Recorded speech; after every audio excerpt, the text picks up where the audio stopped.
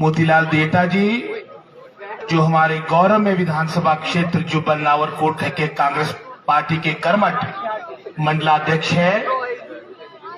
यहाँ पर उपस्थित आदरणीय श्री जोगेंद्र चौहान जी, जो हमारे कांग्रेस मंडल के 2 मर्तबा अध्यक्ष रहे, नगर पंचायत जुब्बल के अध्यक्ष रहे। यहाँ पर उपस्थित भीम सिंह झोटा जी, जो जिला परिषद के सदस्य रहे, डायरेक्टर हिमफेड है। हम सबके आदरणीय मोतीलाल सिक्सा जी, जो हमारे पंचायत समिति जुब्बल कोटखाई के अध्यक्ष रहे, जिला परिषद सदस्य रहे, कांग्रेस पार्टी के वरिष्ठ नेता है। प्रेमलता चौहान जी, आप भी हमारे प्रदेश महिला कांग्रेस की वरिष्ठ पदाधिकारी है और जिला परिषद की सदस्य रही। यहाँ पर उपस्थित देवेंद्र नेगी जी, जो हमारे क्षेत्र के वरिष्ठ कांग्रेस के नेता है, स्टेट बार काउंसिल के सदस्य रहे, जिला परिषद के सदस्य रहे। वर्तमान में आप एग्रीकल्चर बैंक के निदेशक हैं। यहाँ पर उपस्थित पवन चौहान जी, जो हमारे पूर्व में हमारे डायरेक्टर लैंड मॉर्गेज बैंक रहे। यहाँ पर उपस्थित हमारी महिला कांग्रेस की तीनों अध्यक्षा, मेरी बहन अनीता जी, कमलेश जी, सरोज कृप्टा जी। यहाँ पर उपस्थित अमरचंद धांटा जी, जो कांग्रेस पार्टी के वरिष्ठ नेता है। यहाँ पर उपस्थित मुनीलाल जी, जो हमारे अनुसूचित जाति प्रकोष्ठ के जुब्बल नावरकोटखाई के अध्यक्ष है, पूर्व में पंचायत समिति के सदस्य रहे 2 मर्तबा।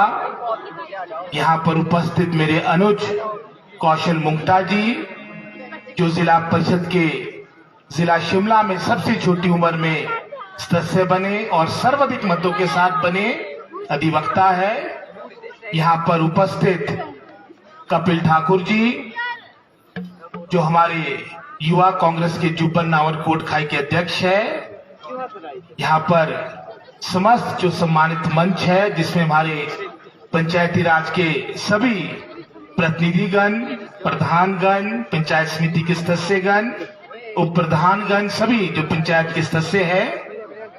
यहाँ पर उपस्थित हमारे अधिकारीगण, जिसमें एसडीएम साहिबान यहाँ पे बैठे हैं।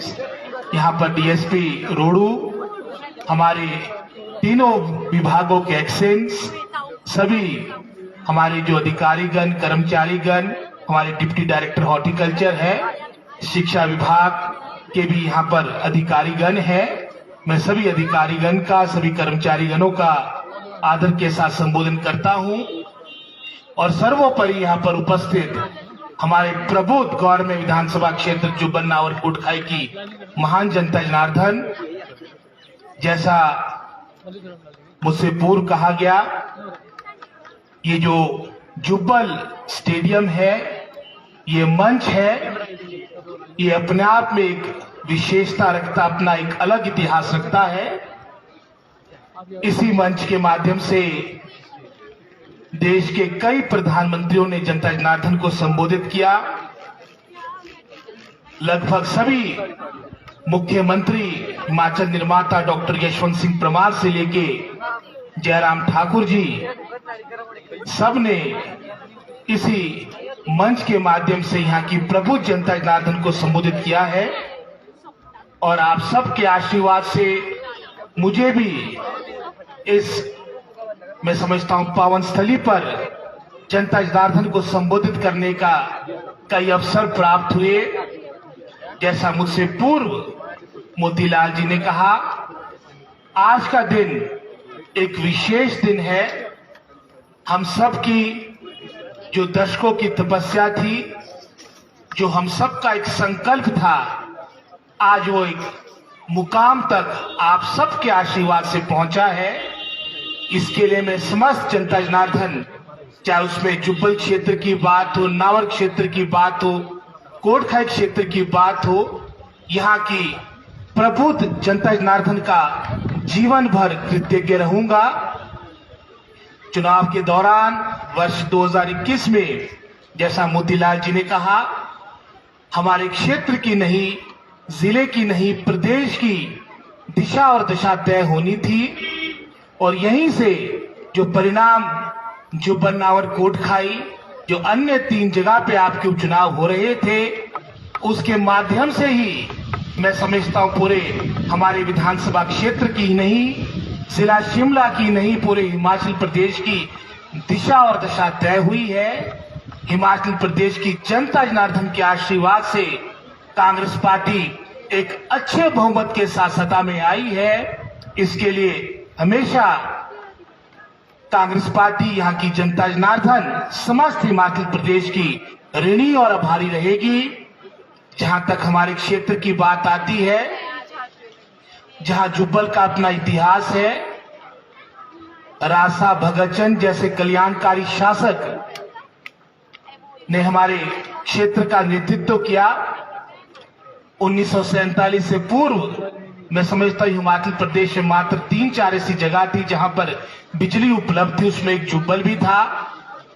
शिक्षा की व्यवस्था की गई और उसी शिक्षण संस्थानों से हमारे क्षेत्र के महान सपूत, जिन्होंने हमारे प्रदेश में नहीं पूरे राष्ट्र में नाम कमाया, भी सुबह हमने एकेडमिक ब्लॉक का जब शिलान्यास किया, जिस स्कूल का एकेडमिक ब्लॉक का शिलान्यास किया गया, उसी स्कूल से, उसी विद्यालय से हमारे नेता ठाकुर रामलाल जी ने शिक्षा ली थी।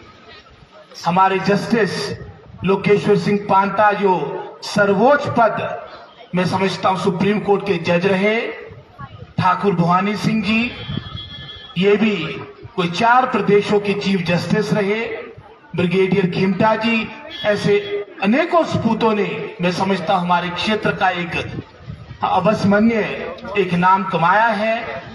इसी तरह से कोटखाई का एक अपना इतिहास है, चाहे उसमें बागवानी के दृष्टिकोण से क्षेत्र को विकसित करने की बात रही हो, चाहे शिक्षा की बात रही हो।